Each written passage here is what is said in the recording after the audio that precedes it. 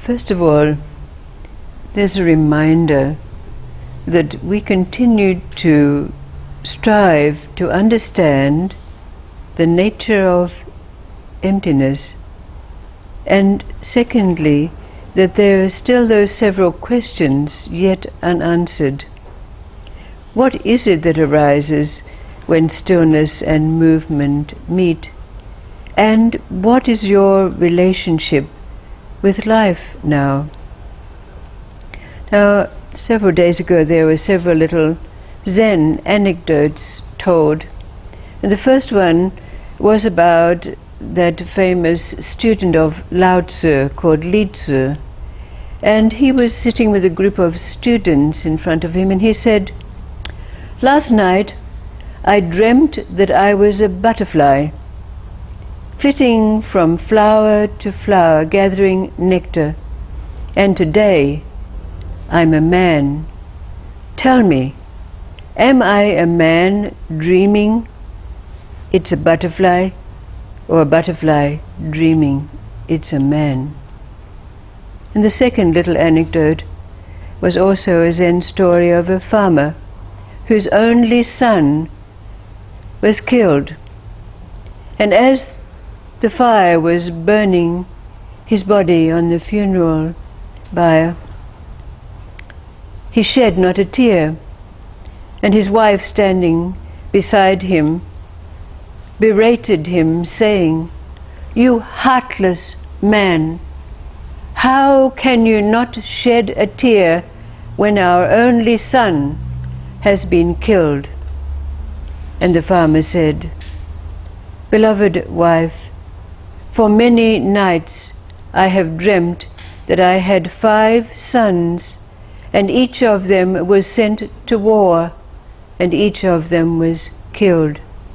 For whom should I weep? The sons of my dreams, or the son of my waking?" A Divine Mother used to sometimes say, you have to have discrimination, renunciation, and concentration. Discrimination between the real and the unreal. Renunciation of what is not real, and concentration on that which is real. But since it's the mind that is the instrument of our understanding, how do we know what is real and not real? There's another story to put in our pot to see what it cooks up for us. There's a story of a young man by the name of Reuben. Now, Reuben was a student at a very famous Jewish house of learning, yeshiva. But 3 years to the day of the death of his beloved father, he had a dream. He dreamt that his father came to him and said, "Reuben, you must go to the city of Courettes." Now, when Reuben woke up, the dream was so real. The presence of his father was so real for him. But it was a dream. How could he go to the rabbis at the school of learning and say to them, "I've had a dream, I have to go to Courettes"? But the next night, his father came to him again, and not only said to him, "You must visit the city of Courettes," but you must visit the city of Courettes on the eve of the festival of the new moon. Now again Reuben woke up, and the dream and the presence of his father was so real. But still he was reluctant to go to his rabbis and take leave. But then, on the 3rd night, his father came to him again and said, "Go to the city of Courettes on the eve of the festival of the new moon, and you must visit Rabbi Pinhas." So now there was resolve in Reuben's mind.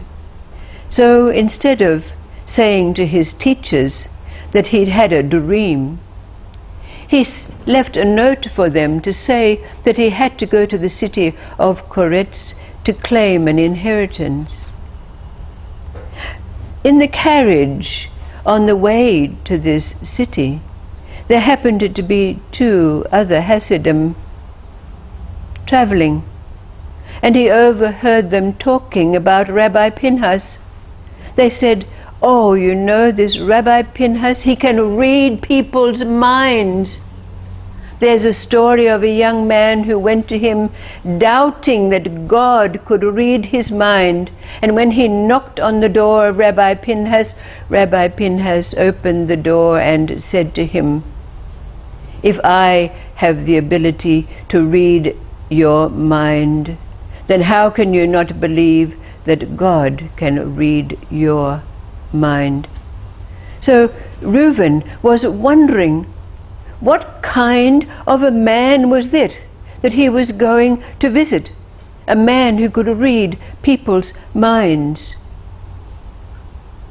But when he came to the door of Rabbi Pinhas and he was welcomed in, Rabbi Pinhas merely said to him, "Oh, tonight is the eve of the festival of the new moon. Would you like to go and take a ritual bath?" So of course Reuben agreed to this, and Rabbi Pinhas had a servant take him out to a little shed at the back of his house that was said to house the ritual bath. So Reuben entered the shack, and he saw stairways going down.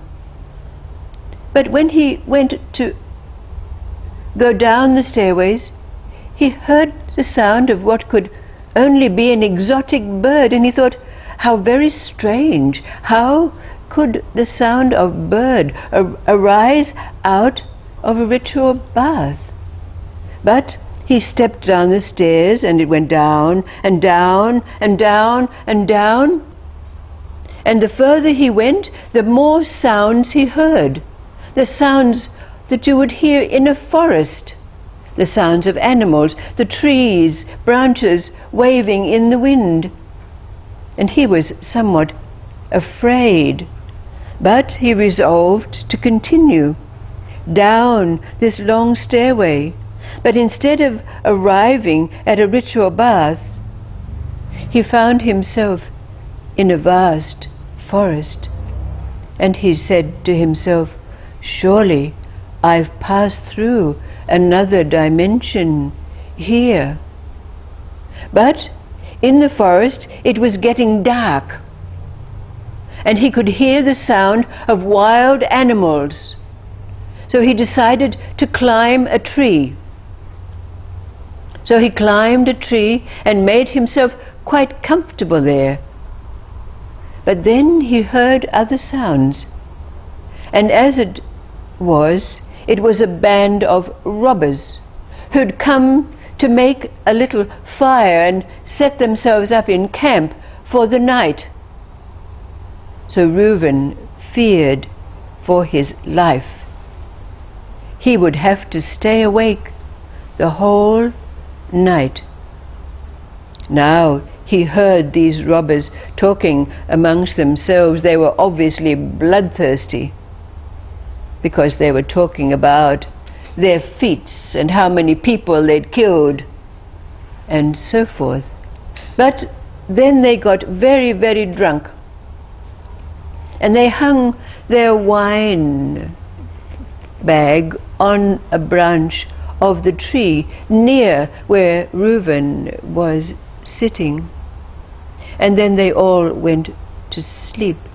Now Reuben knew that he dare not hardly breathe in case they woke and heard him. But during his vigil, he saw a snake move along the branch on which the cask of wine was hanging, and the snake entered the cask.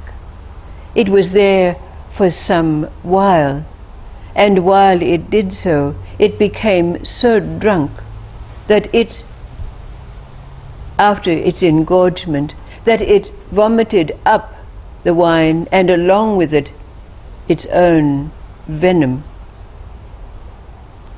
In the morning, when the robbers awoke, the first thing they looked for was their wine, and as they passed it from one to the other, they all died in great paroxysms of pain from the poison that they'd ingested. Reuben came down from his tree and checked that all the robbers were dead. After he'd done so, he checked their satchels for food. He was very hungry, and he found a loaf of bread. But then he found jewels, he found their loot, and he emptied out all of the satchels. And in the last one, he found that there was a secret patch at the bottom. And when he slit it open, he found a gem that glowed, that shone. But no matter which way he turned it, he could not see where the light was coming from.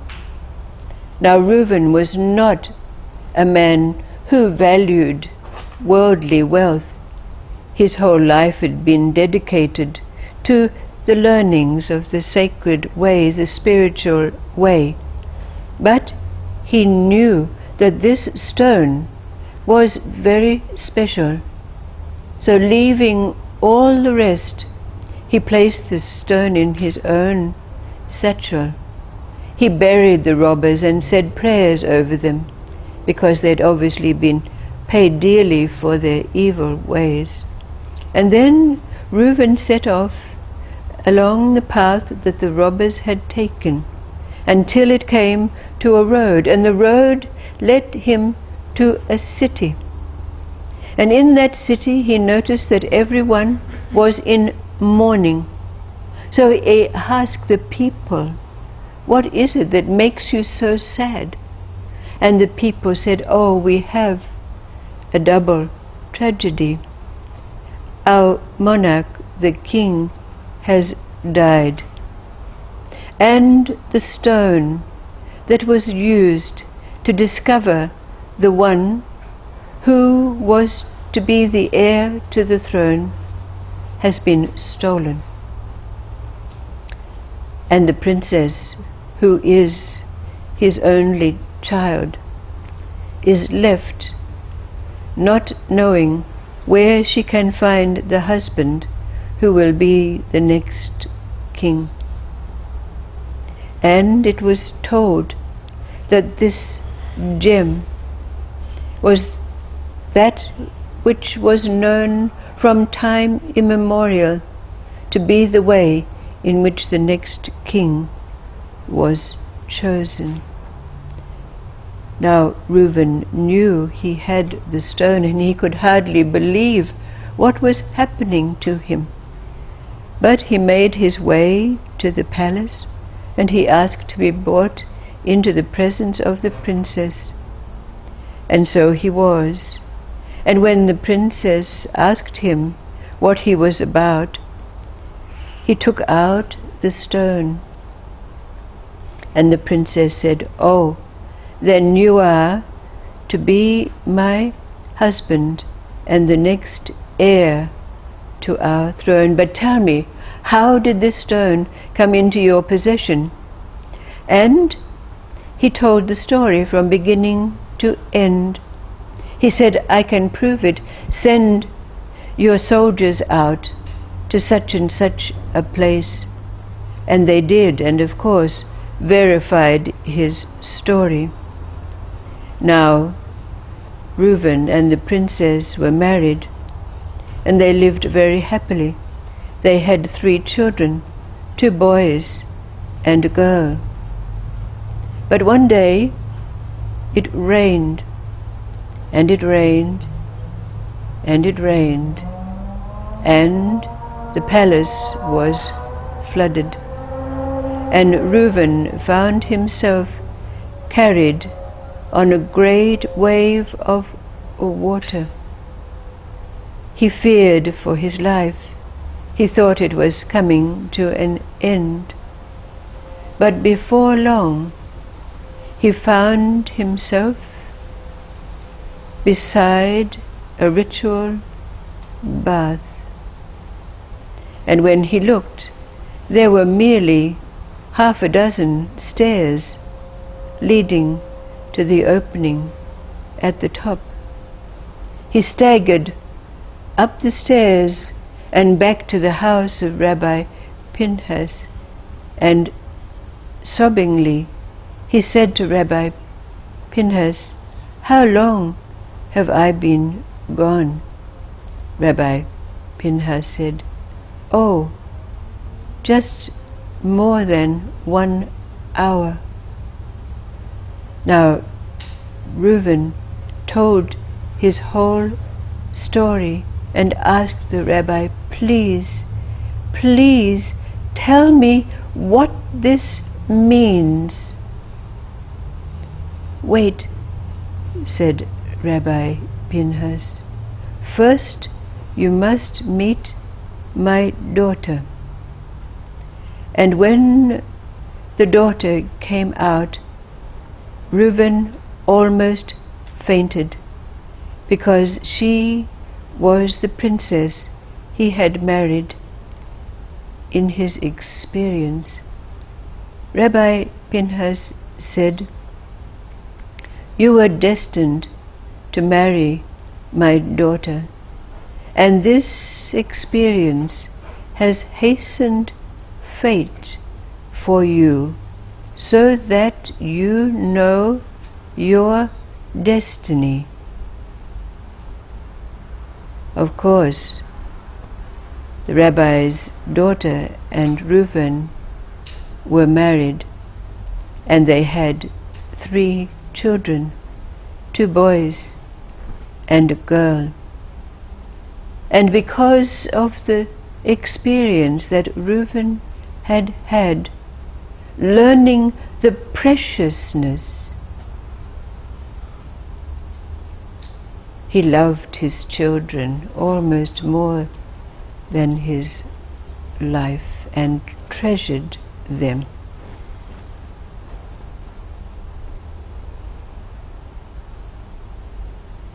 How does this story relate to even the little anecdotes told, which are clear? Am I a butterfly dreaming to be a man, or a man dreaming to be a butterfly? Should I weep for the sons of my dreams, or the son of my waking? Where do they relate? Just like stillness and movement begets something. Something arises out of the meeting of the movement of life and the stillness we've discovered. But to understand it and to answer our questions, we have to understand the relationship between dimensionality, the dream world, and the so-called waking world. How do we know what is real and what is not real? How can we discriminate, renounce, and concentrate until we do? And since it's the mind that's the instrument of our understanding, how does this answer arise from us? There's more stories yet to be told in our endeavor to understand, not only understand the nature of emptiness, but in our journey to emptiness itself, or that state which is called an absence of illusion. But for that, we have to traverse the byways, the labyrinthine ways of the mind. Thank you, thank you.